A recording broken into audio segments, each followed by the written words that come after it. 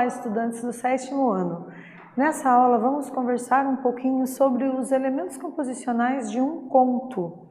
Vamos aprofundar um pouquinho mais, sobre essa questão de quais são as características que um texto literário precisa ter para ser considerado um conto da nossa literatura. Eu sou a professora Rosa Helena Bueno, estou aqui ministrando as aulas de língua portuguesa para os 7º anos. Aprecio muito vocês todos, estudantes que estão aí aprendendo bastante com as nossas videoaulas, que são sempre preparadas com muito entusiasmo e com muito carinho para vocês.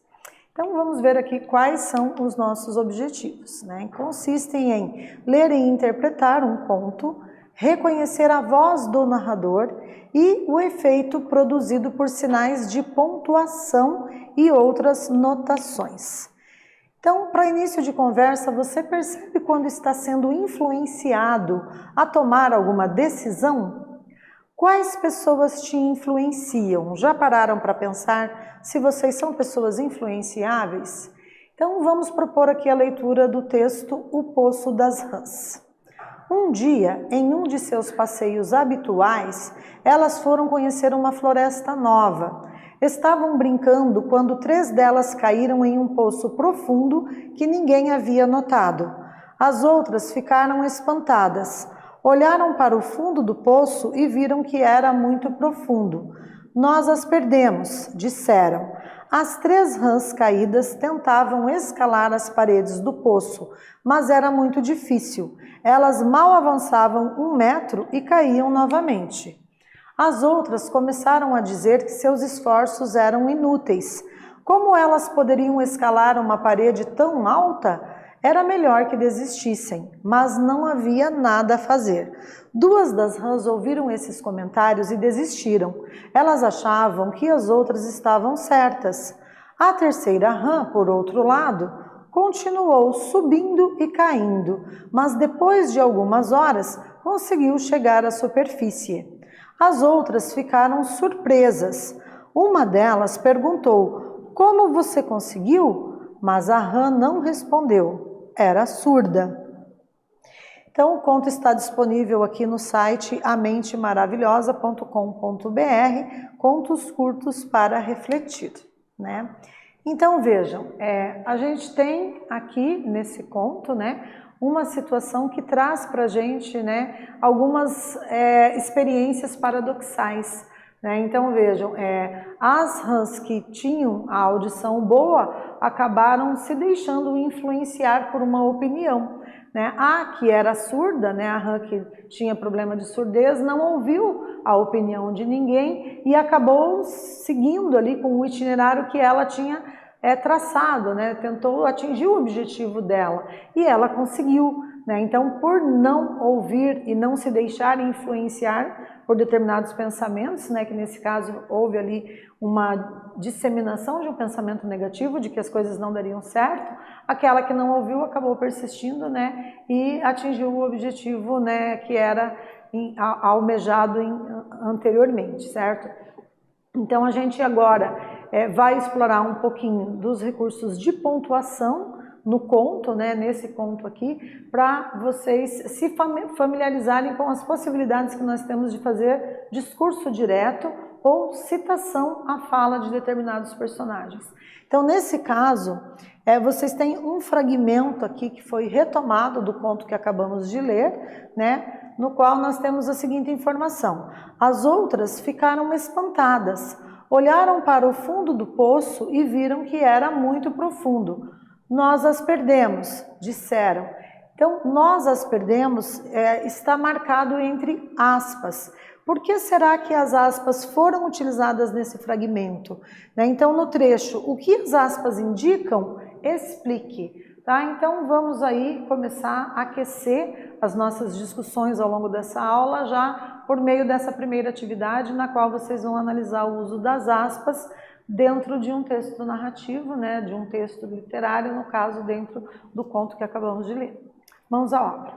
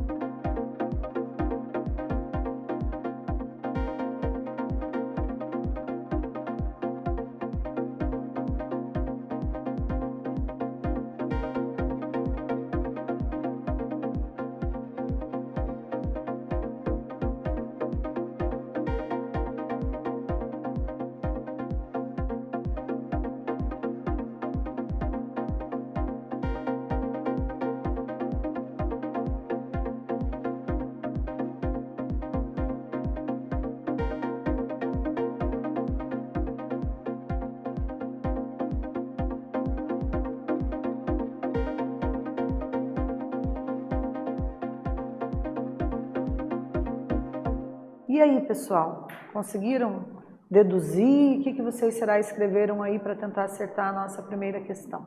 Então vejam, acertou, né? Quem respondeu mais ou menos algo semelhante ao que eu vou sugerir aqui, ó. As aspas indicam a fala das personagens, né? Então quando ela diz ali, nós as perdemos, é uma das personagens que está falando, né? E como que o leitor tem acesso a essa fala, a esse discurso direto por meio das aspas, né? A outra forma que nós temos de marcar discurso direto é por meio dos 2 pontos na linha seguinte, parágrafo e travessão, né? Então sempre os discursos diretos, ou seja, a transcrição da fala dos personagens pode ser feita, né, dessas 2 formas, ou você utiliza os 2 pontos, parágrafo e travessão, ou você utiliza as aspas, né? Então nesse caso aqui foi utilizado aí as aspas. Então só para a gente relembrar aqui os elementos composicionais do conto, né? Então a palavra narrar significa a contação de uma história.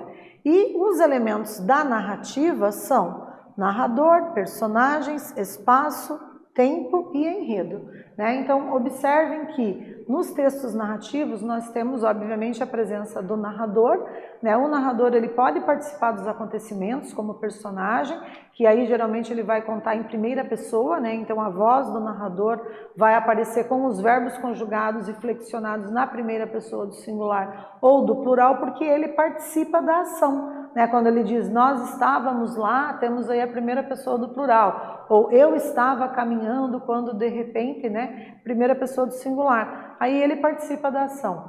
Temos também o narrador em terceira pessoa, né? O que é a voz do narrador em terceira pessoa? É quando ele observa os fatos e conta o que aconteceu com outros, não necessariamente com ele, são experiências que ele não vivenciou, né? Temos também os personagens, né? Temos o espaço, que é o local ali, o contexto onde os fatos acontecem, né? Então o cenário, o espaço é o ambiente onde as coisas acontecem. O tempo, né? A gente sabe que o tempo ele pode ser tanto psicológico quanto cronológico. O tempo psicológico é aquele de duração dos pensamentos do personagem e o tempo cronológico é aquele que você consegue, ele é externo ao personagem, você consegue visualizar que ano que aconteceu, que período histórico que aconteceram os acontecimentos que estão sendo narrados. O enredo é a sucessão de acontecimentos em si, né?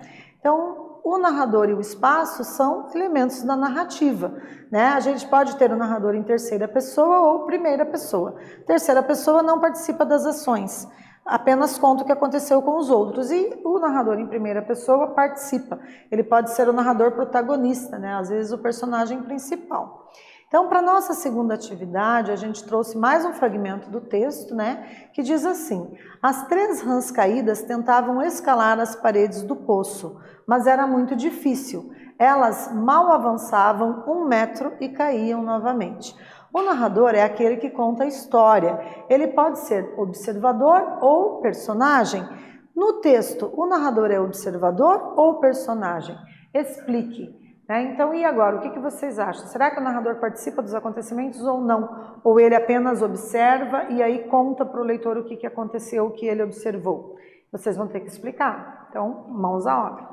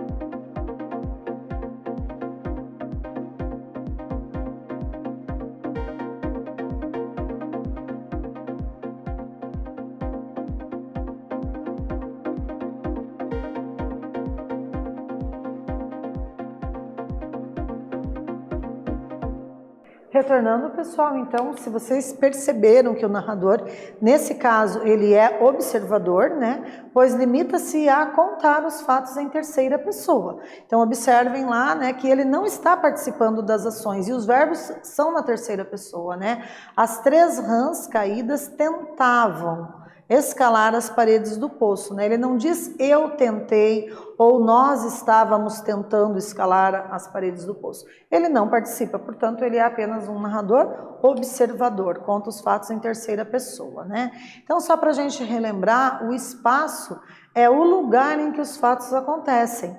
A história pode acontecer em um ambiente que pode ser interno ou externo, real ou imaginário, que tem papel central ou não, com muitos ou poucos detalhes, né? Então, eu posso ter uma narrativa de uma cena que acontece num espaço interno, por exemplo, dentro do quarto de alguém, né? Ou externo, por exemplo, num parque aberto ao público. Também eu posso ter, né, um ambiente que pode ser real ou imaginário, né? Se eu imaginar aí uma ficção que trate, por exemplo, das galáxias, de nave espacial, enfim, alguma coisa que vá além da realidade possivelmente observada, concreta no dia a dia, né? Uma situação mais imaginária, né? Onde os fatos podem acontecer. Então, lembrem-se que o espaço, ele é o ambiente, o cenário onde as coisas acontecem.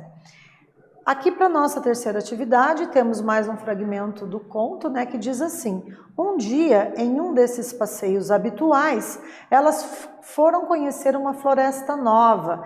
Estavam brincando quando 3 delas caíram em um poço profundo que ninguém havia notado. Quanto ao espaço, onde a história acontece? E agora? Não está difícil, né, gente? Então, mãos à obra, vamos tentar acertar aí essa questão.